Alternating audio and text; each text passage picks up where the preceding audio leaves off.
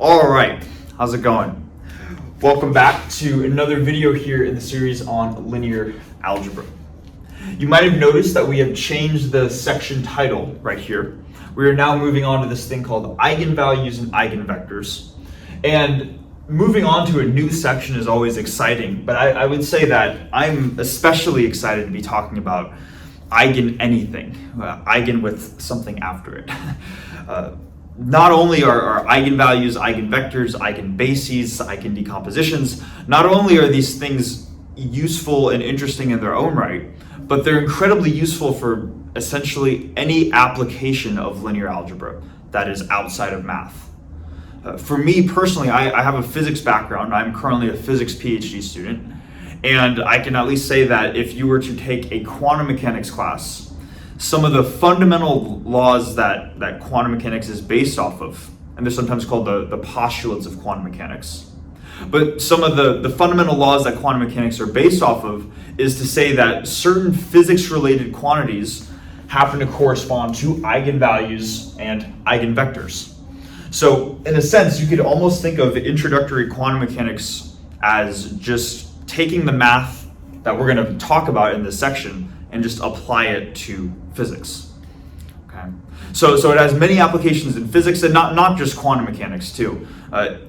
Certainly in classical mechanics, I know, especially when you want to classify different critical points, different fixed points, eigenvalues and eigenvectors, and just analyzing stuff in terms of eigenvalues and eigenvectors, it shows up quite a lot. And I can imagine too that in other areas that you apply linear algebra, it's also very prevalent as well. So this stuff is incredibly useful and it's incredibly interesting. So hence why I'm excited to be making this section, right? So let's maybe just quickly talk about what we're going to go into with this video, and then we'll actually get started. So at this point, we don't know yet what eigenvalues and eigenvectors are. They're kind of just these catchphrases, or these terms that we're throwing out. So the first thing we're going to do is we're going to say, well, let's answer the question, what are these things? We're going to define what eigenvalues and eigenvectors are. Then what we're going to do is we're just going to go through some basic properties associated with eigenvalues and eigenvectors, kind of like the process for how to calculate eigenvalues and eigenvectors. And we're going to call it at that point for this video. And then we're going to really start to analyze stuff using eigenvalues and eigenvectors in later videos in this section. Okay, so hopefully that makes sense. Now let's start with doing that. Let's start with answering the question, well, what are these things, eigenvalues and eigenvectors? And to do that, I want to take us back to some of the fundamental pictures that we've been drawing throughout this overall video series. And I'm going to try to describe those as I'm drawing these out here. So we've said that the fundamental object that we're interested in studying, in linear algebra at least, is the vector space. And if you remember, hopefully you remember, right, that elements of a vector space are called vectors. And we had these definitions to say this is what a vector space is, this is what a vector is, and we had these definitions, but we also came up with these intuitive pictures to describe these concepts, right? So if we thought of the vector space as the overall xy plane here and here, then we could think of it an individual vector as an arrow in space. And maybe I can just draw an arrow like this. I can call it V, and this would be a vector. Then this could be a visual way to represent a vector in a vector space right here. And that was the picture to describe a vector. And then if you remember later on in the video series, when we started talking about linear functions between vector spaces, they all had a matrix representation. They could be represented by matrices.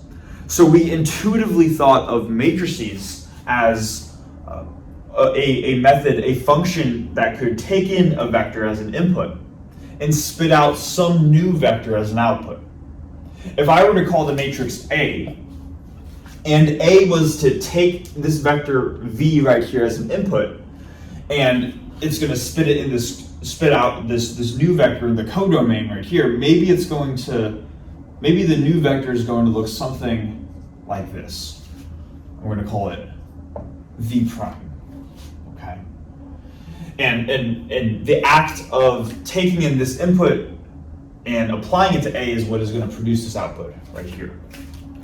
So that was kind of the visual way of thinking about some of these concepts so far. And the one other idea that I tried to get across in this video series is that we don't want to just think of this as two static pictures, but almost like a dynamic moving picture where this is kind of the starting point and this is the ending point. So, and maybe I'll just take some whiteboard markers to try to effectively show this. So maybe let's say that these two whiteboard markers represent V, like this, and this is the starting point. And then I'll just translate it over here. So it's like if this is our starting point, and then after we apply A to this vector right here, what happens is the vector rotates a certain amount, and it increases its length by some amount as well. So hopefully we can, I can't like literally show it, but hopefully we can imagine that the vector is moving in space where this is kind of the before the movement and this is after the movement, but it's going from here and it's increasing its magnitude and rotating going up to here. Okay. Hopefully that makes sense. These are concepts that we talked about before, and this is just to describe some of the fundamental building blocks in linear algebra, vectors and matrices. But now let's start to introduce some new stuff, right? Mainly eigen stuffs. So let's now suppose that this is a vector that gets transformed, but let's suppose I have some different vector, and maybe I can call it whatever I want. Maybe I'll call it W, and maybe that vector looks like this. And maybe unlike the vector V, which has this sort of transformation, maybe let's suppose for a second that the vector W does not transform in this same rotating and enlarging way. Maybe let's suppose that for W, when W gets acted on by A, that it does not change its angle at all. It does not change the direction that it's pointing in. It only changes its magnitude. It only changes the length of the vector. So maybe it starts like this, and maybe it's going to end up. I'm going to do my best to draw it so the angle's the same. It might end up something like this, W prime. And maybe to make this very clear, I'll say that it's theta degrees above the x-axis right here, and it's going to be the same theta degrees above this x-axis right here to show that the orientation, the direction it's pointing in, does not change. We see that the way that W transforms, going from W to W prime, is inherently different from the way that V transforms. While W only changes its length, V changes both its length and its direction. So there's a fundamental difference in the way that these two vectors change, right? One changes its direction, one does not. And it turns out there is a special name for vectors whose direction does not change before and after the transformation, where the only thing that could possibly change is their length. And those vectors are called eigenvectors. That is simply all an eigenvector is, at least from the conceptual standpoint. It is a vector that only changes its length or gets scaled before and after a transformation. Okay? So hopefully that makes sense. At least this is the visual picture to describe what an eigenvector is. So we would say that W is an eigenvector of A and V is not an eigenvector of A. Now I might be saying, okay, I'm sort of getting it, right? Like that picture, it makes sense how W transforms differently than V. But I think what might help to solidify this concept, at least for what an eigenvector is to actually write out the definition for it, right? I think it's better to start with the pictures and end with the definitions for this specific case, but both are definitely going to be helpful. So let me do that real quick. I'll write out, I guess, the definition for both eigenvalues and eigenvectors right here, and then we're going to go through that together.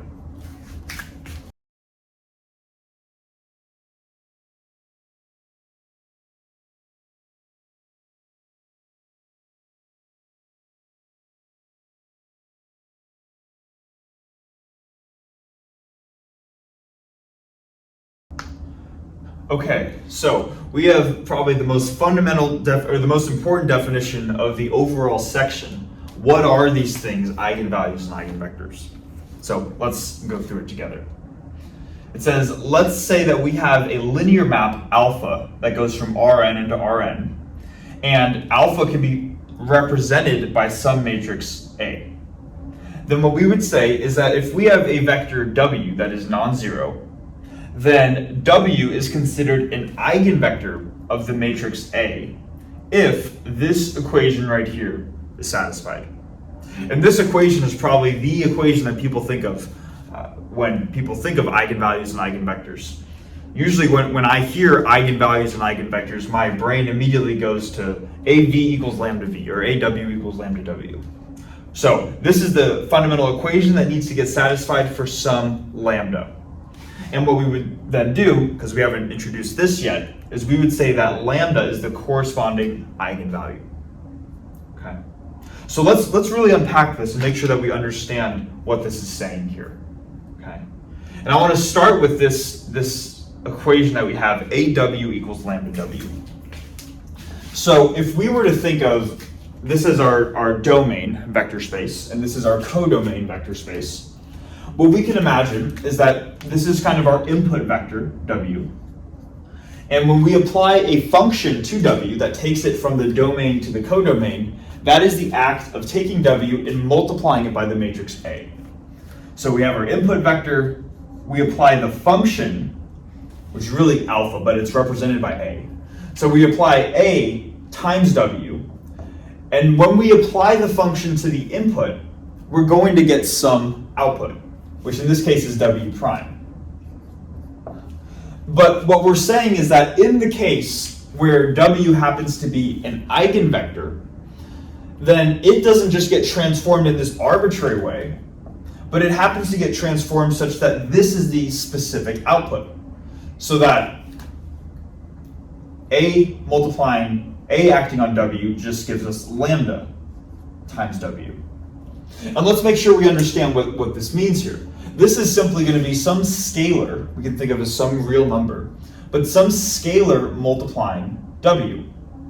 And that kind of reinforces the idea that the direction of this vector cannot change as it goes from the input to the output. Like for example, let's just say lambda happens to be the number 2. Then what this picture would be would be saying that if we start with some vector W, then after we apply A to it, then the output vector is just 2W. It's still W, but just scaled to twice its original size.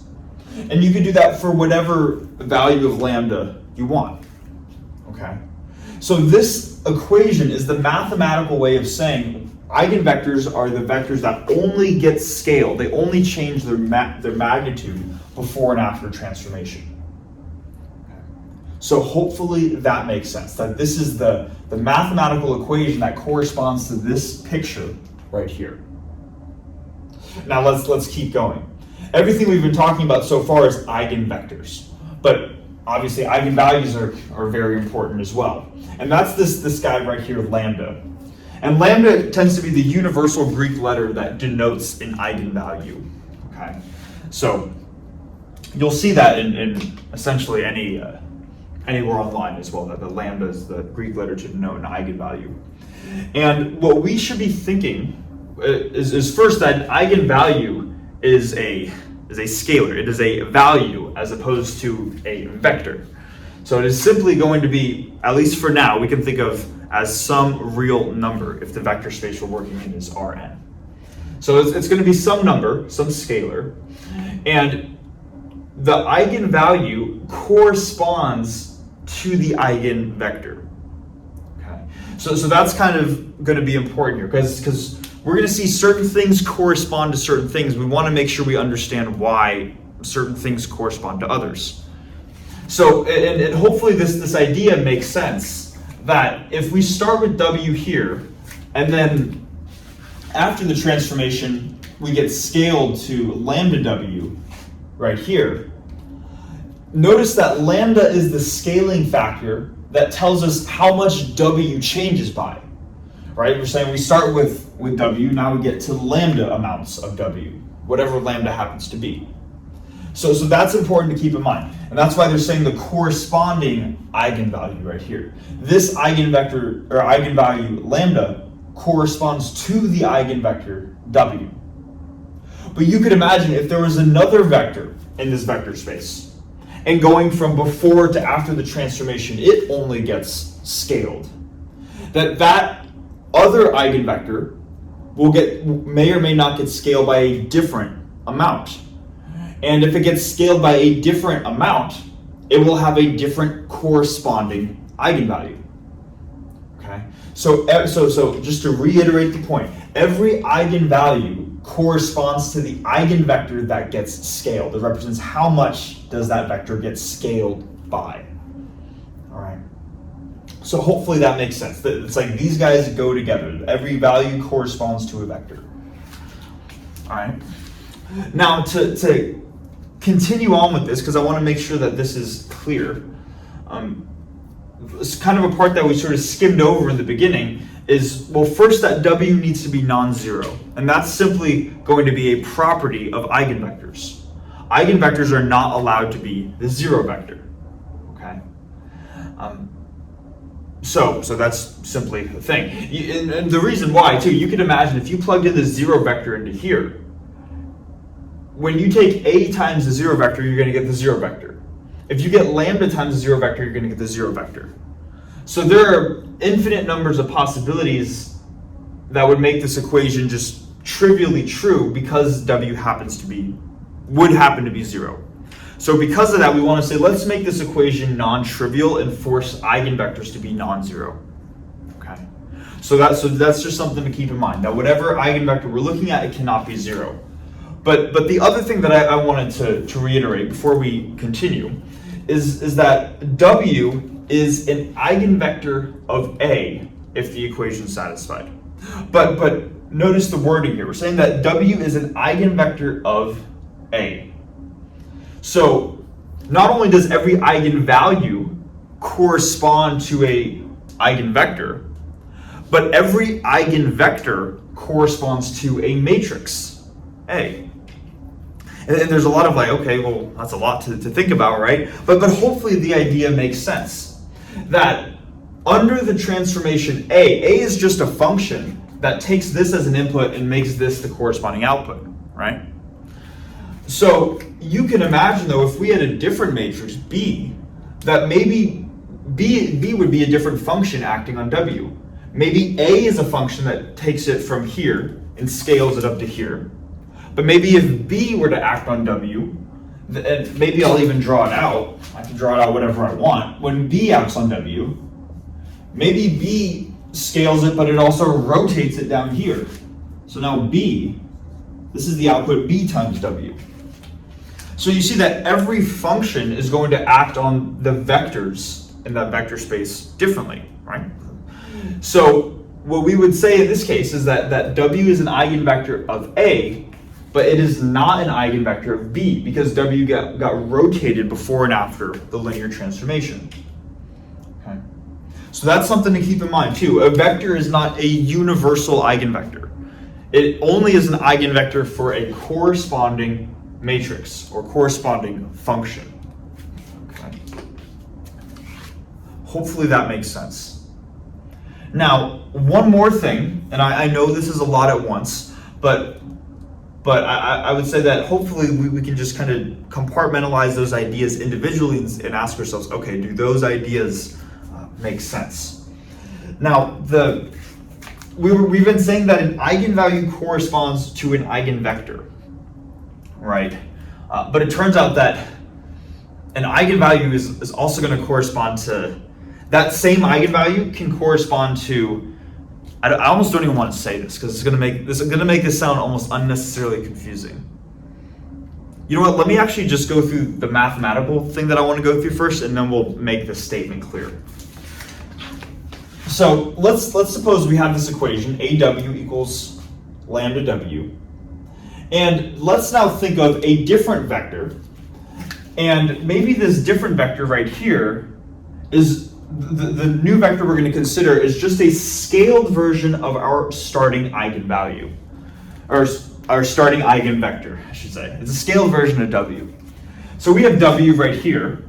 Maybe I could draw another arrow right here, and this would be 2W.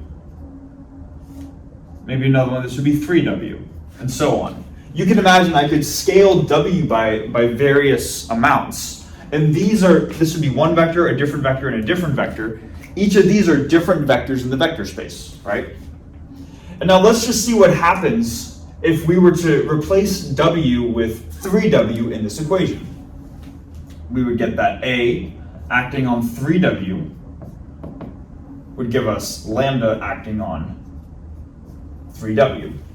And we want to ask ourselves, is this equation true in a sense? Or maybe, let me do this. Let me take one step back. I'm getting ahead of myself. Let's say that we know that A times W equals lambda W. What happens when A acts on 3W? In other words, if we know how A acts on this vector, how does A act on this vector? Well, we know that we can take all scalars and move them out to the front, in front of a matrix. So this is the same thing as 3 times A acting on W. And we know how A acts on W because A times W equals lambda W. So this is simply 3 times lambda W. Okay?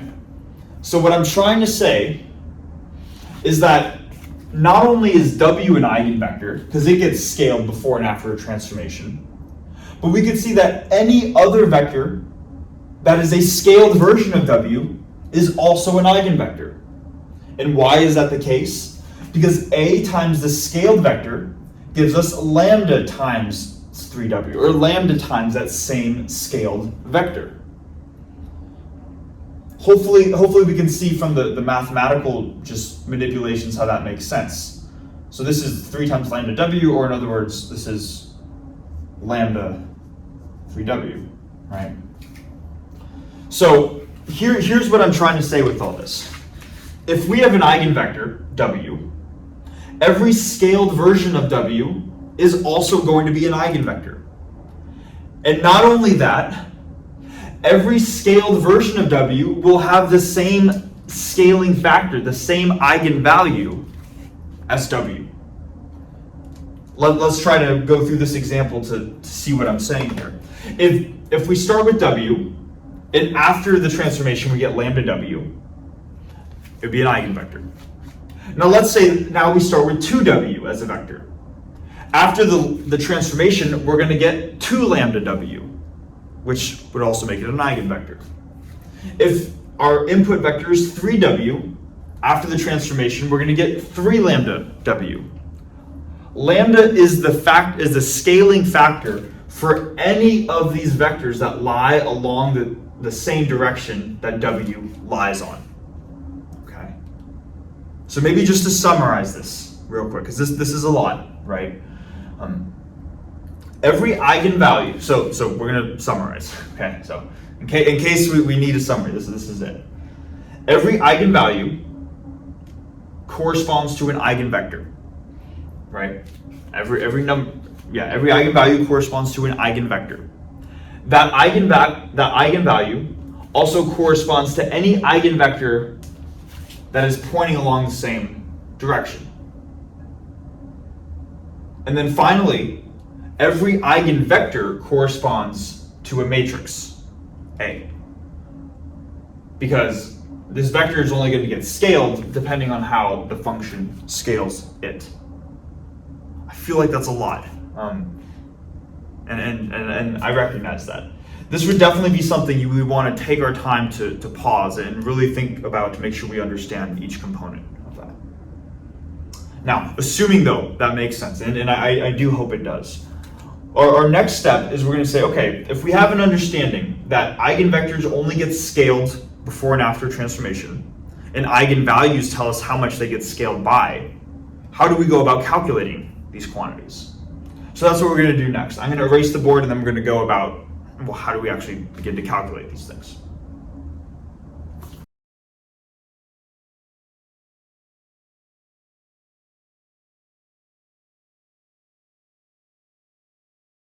Okay, so now to go about calculating an eigenvalue of a matrix.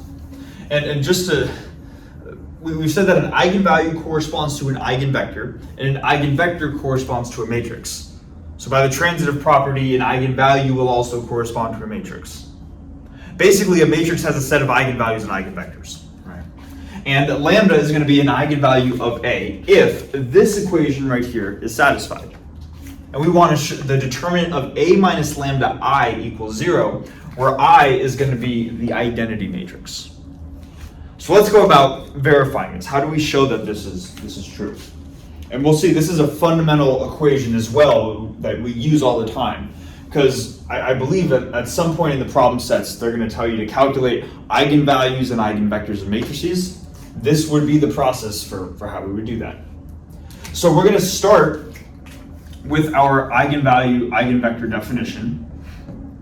AV equals lambda v. And what I'm going to do now is I'm just going to subtract lambda v over to the other side. So now I get AV minus lambda v equals the 0 vector. So we have some vector minus some vector equals 0 vector. Now what I would like to do is I would like to factor out v from both of these terms. So I get a minus lambda v equals 0, the 0 vector, like this, right? But we want to keep in mind what some of these fundamental quantities are here. A is a matrix, and lambda is a scalar. And because they are different objects in that sense, we can't just subtract them from each other. Like, we can't just take A, B, C, D and subtract 2 from it. We might think that you would just subtract 2 from each component, but that's not how that doesn't work that way, right? These are different objects. So because of that, we would like to make sure that if this is a matrix, that this is also a matrix. So the way that we could turn a scalar lambda into a matrix is we effectively multiply it by the matrix that is like the number 1, or the identity matrix.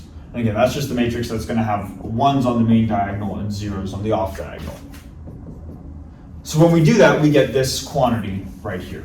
A minus lambda I times V equals 0.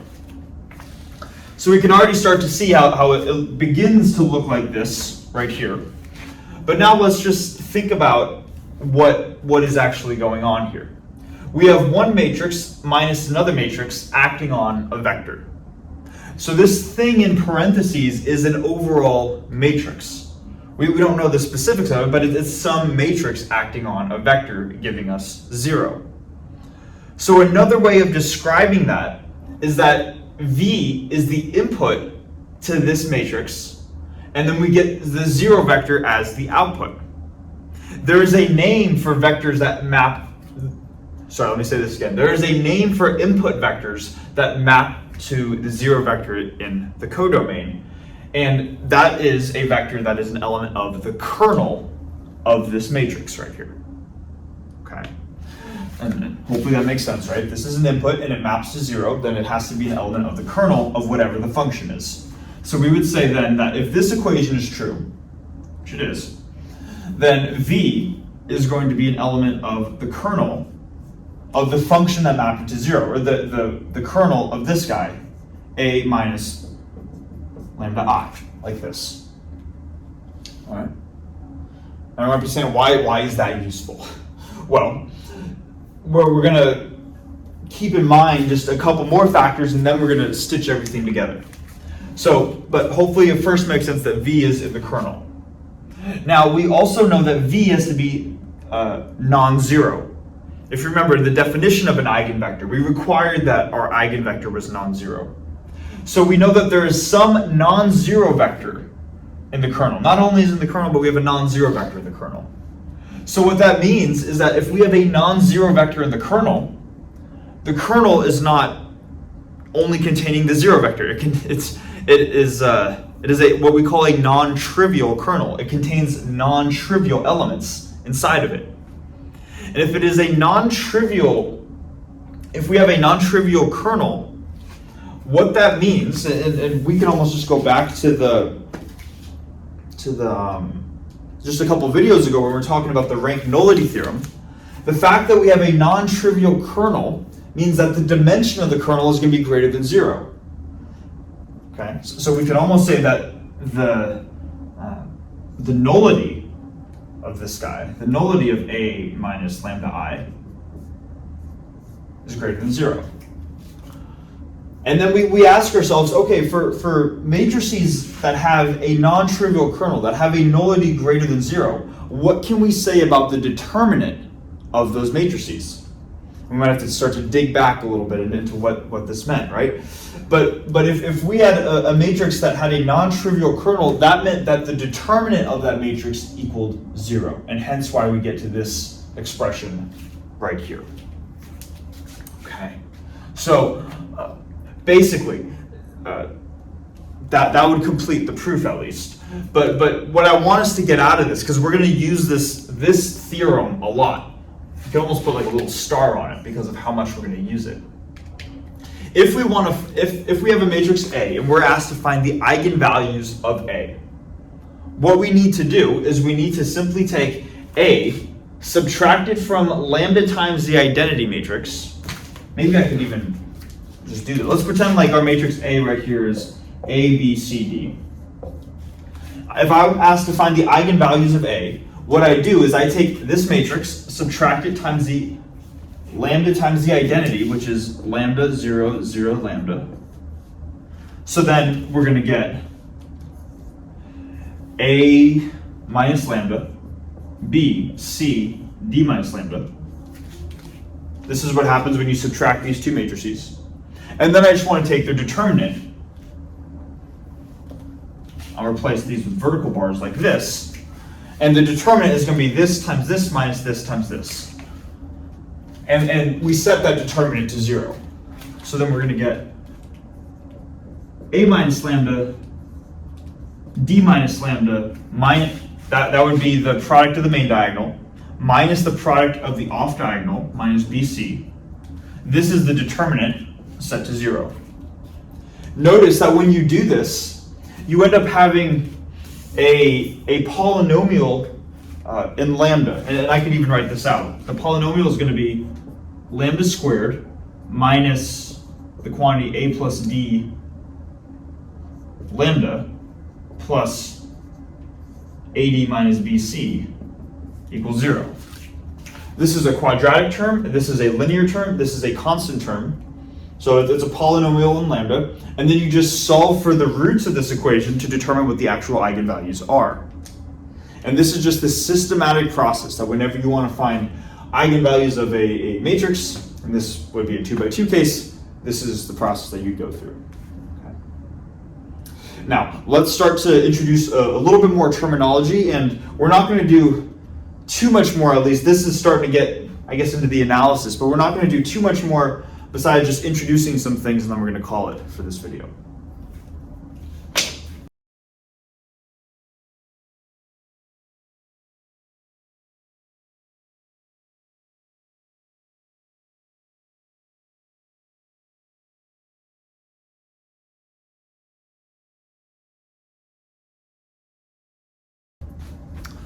All right, sorry for the random cut there. Basically what happened was I recorded the video, or I thought I did, and I went home and I started kind of just editing the video, and I realized that the last part did not record. So we are now back in the math void, or wherever I am, and yeah, we're gonna finish off the video now. Hopefully it's recording this time, right? So I think at least the part that I left off at was where we were just introducing this thing here called the characteristic polynomial. So what we're going to do is just go over what the definition is, what this thing called the characteristic equation is, and then just to establish just a couple results that regarding the eigenvalues of a matrix that can be determined from the characteristic polynomial, and then we'll probably call it, because the video's been going on for a little while now, right? But still, let's start with this right here. So it says that the characteristic polynomial of a matrix A is denoted with this notation right here.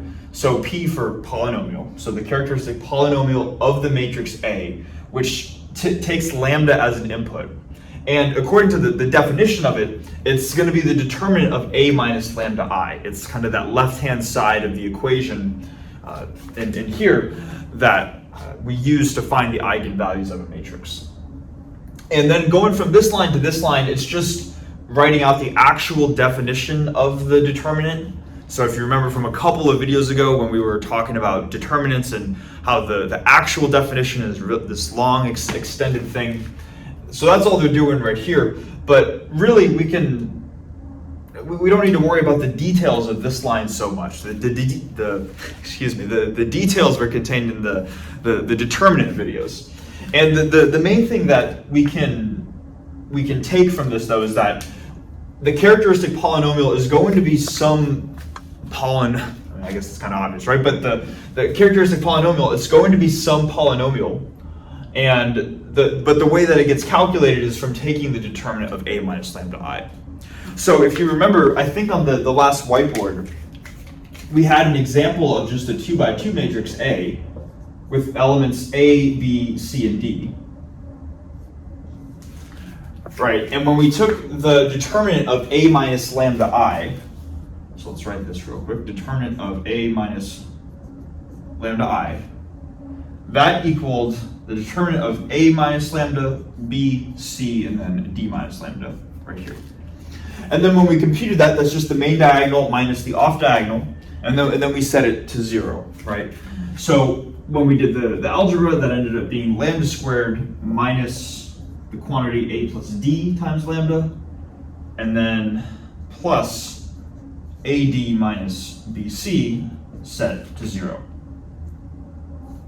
And then we'd say you'd solve for lambda to find the eigenvalues in this 2x2 case, right? So relating that to here now, the characteristic polynomial for this 2x2 matrix is simply this left-hand side of the equation. And then what we can do is we can set that, like what we just did, we can set that characteristic polynomial equal to 0 to get now an equation. And that's conveniently what they call the characteristic equation. Okay. So just introducing some new terminology, but we want to see how this actually helps us determine some things about eigenvalues of a matrix, right? And admittedly, some of this stuff is going to be, I don't want to say hand waving. It's not that it's incorrect. It's that we're going to be like, look, this is true for the 2x2 case. Turns out it generalizes to the n by n case. You could go through proving it, but I feel like the video has already gone long enough to where that wouldn't be as constructive. So with that in mind, first thing to notice with this 2x2 case right here, that when we had a 2x2 matrix, we ended up getting, for the characteristic equation, a polynomial of degree 2 for a 2x2 matrix. So when we ask ourselves, how does that probably generalize, and how does that generalize to the case where A is now an n by n matrix? Well, we're going to get an nth degree polynomial, right? And that's what we have right here. So what that tells us then is that the characteristic equation is going to be an nth degree polynomial, and that means there are going to be n roots to the nth degree polynomial set to 0. After all, like there should be 2 roots to this equation right here. We could solve for them using the quadratic formula. And I actually want to write out what that is, not just to show that I know the quadratic formula, or hopefully know the quadratic formula. It'd be really bad if I made a typo at this point, right? But we'll see that one of the other properties will involve actually writing out the quadratic formula. So let me just do that real quick. So we have this quantity squared minus 4 AD minus BC all over 2, right? So far, what we're just saying is that there are going to be 2 eigenvalues when you have a characteristic equation or a characteristic polynomial of degree 2. For an n by n matrix, your characteristic polynomial is going to have degree n. So then rather than having 2 eigenvalues, you're going to have n eigenvalues. So that's kind of the first interesting thing that we can determine about eigenvalues, is that the size of the matrix determines how many eigenvalues we have. So if we have an n by n matrix, we're going to have n eigenvalues. Now I should mention too that does not mean that we're going to have n unique eigenvalues. It doesn't mean we're going to have n different numbers. It's possible that some eigenvalues are going to repeat themselves. And then what we would say there is that there is this multiplicity associated with those eigenvalues. So all it says is that there are going to be n total, not necessarily n unique, but it is possible to have n unique eigenvalues as well. Okay? So that's the first thing that we can state just from the characteristic equation alone. Now, the second thing that I think I actually want to just mention before we start talking about eigenvalues again is this slight subtlety with the characteristic polynomial that people can get confused on when first seeing this. Usually when people first see the characteristic polynomial, they think that the characteristic polynomial is this quantity right here. It's p sub a of lambda. And you might be like, well, yeah, that's what you said the definition was, right? And I would say, well, yes. But there's a certain subtlety that goes into this, which is to say that p sub a of lambda is going to be this polynomial right here, where the coefficients c naught, c1, c2, all the way through c sub n are determined from this quantity, the determinant of a minus lambda I, where lambda are the eigenvalues. We might be like, okay, yes. But here's where the slight subtlety is. We don't require the eigenvalue lambda to act as the input. It just so happens that when lambda is the input, this is the polynomial that we get. But we could have the characteristic polynomial p sub a of any quantity x. And when we do that, we're going to have the same coefficients determined by here. So we're still going to have c naught plus c1. But then rather than having a polynomial in terms of lambda, we're just going to have a polynomial in terms of x.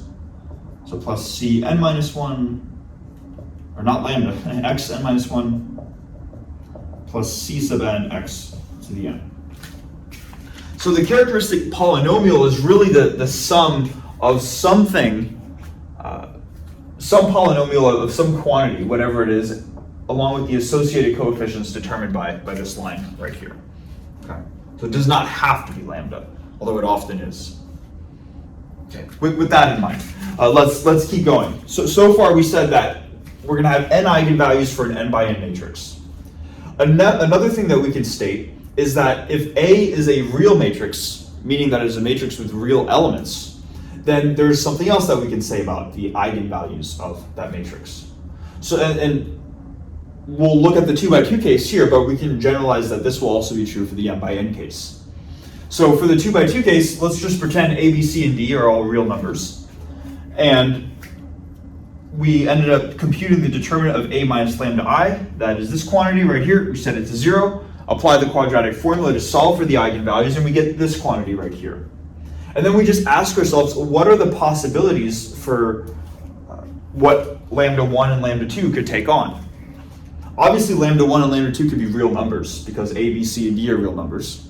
But it's also possible for this quantity in parentheses here, or under the square root, I should say, to be negative. And hence this overall term is imaginary. And in that case where it's imaginary, let's just pretend this quantity does happen to be imaginary for a second. Then we're going to have our first eigenvalue be a real number plus an imaginary number. And then our second eigenvalue is going to be that same real number just minus the same imaginary number. Another way of saying that is that the eigenvalues are going to be complex conjugates. So that's what we're going to see in the general case too. When we have a real matrix A, if it's an n by n matrix, the eigenvalues are either going to be real or they're going to come in complex conjugate pairs. One of those two scenarios. Okay. And I guess if you do have real, let me leave it. Let me leave it at that. They're either going to be real or they're going to come in complex conjugate pairs.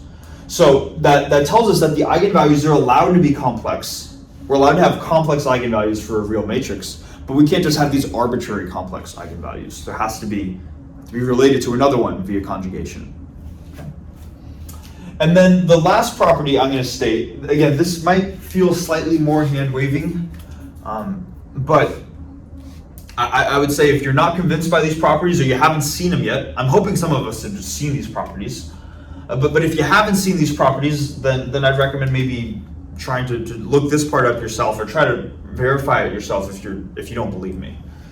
So what I'm going to do right now is for the final thing, we're going to relate the eigenvalues of the matrix to some other quantities that we have already seen associated with a matrix, specifically the determinant of a matrix and the trace of a matrix.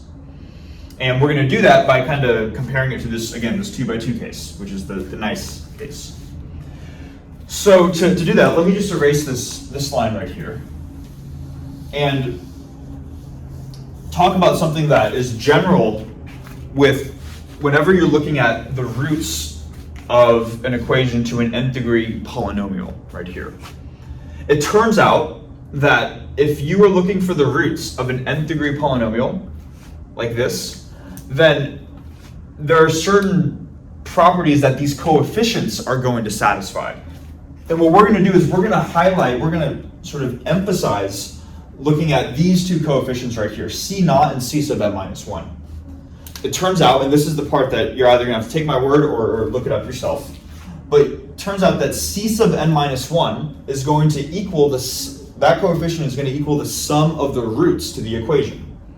And again, the roots to the equation, they're just the values of lambda that make the equation true when we set this to 0. So if C sub n minus 1 is the sum of the roots, that tells us that C sub n minus 1 is equal to all the values of lambda that make this true.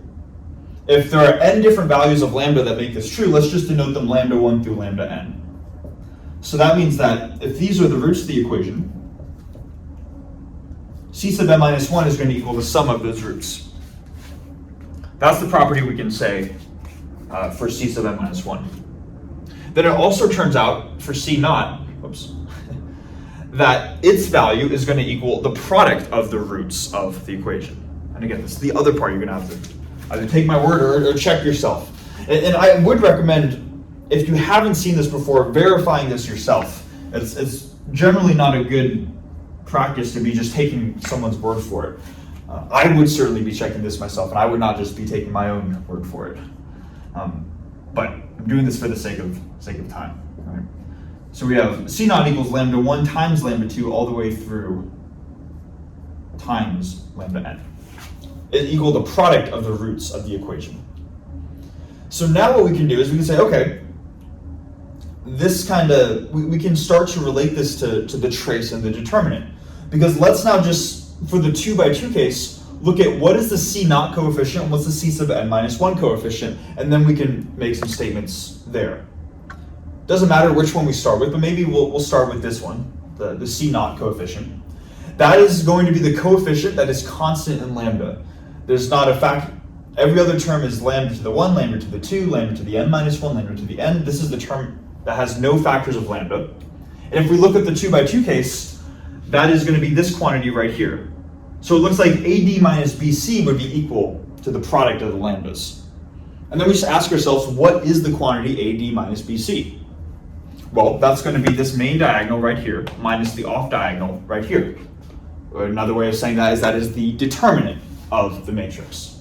And it turns out this is true in the general case, that the determinant of our matrix, A, can be computed. This is one additional way now to compute determinants, as opposed to this ugly expression right here, is you find the eigenvalues and you just take their product.